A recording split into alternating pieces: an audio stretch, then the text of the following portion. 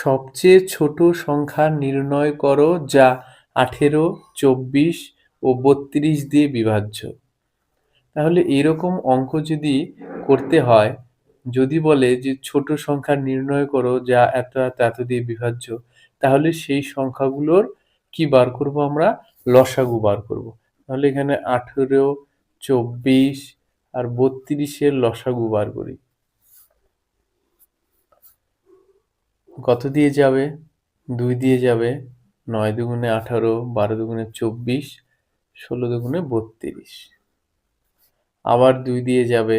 9, 6, 8। 3 দিয়ে যাবে। 3, 2, 8। আবার 2 দিয়ে যাবে। 3, 1 আর হলো 4।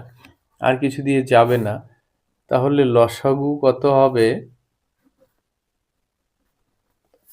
2 গুণন 2 গুণন 3 গুণন 2 গুণন 3 গুণন 4। তাহলে সবগুলো গুণ করলেই যে সংখ্যাটা পাবো সেটাই হবে নির্ণেয় সংখ্যা। 3 4 12, 12 দুগুণে 24,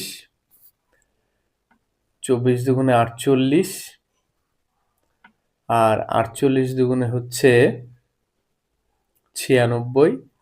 96 কে 3 দিয়ে গুণ করলে হবে 288। তাহলে সবচেয়ে ছোট সংখ্যা নির্ণয় করলাম, যেটা হলো 288, আর যেটা 18, 24 এবং 32 দিয়ে ভাগ করা যাবে।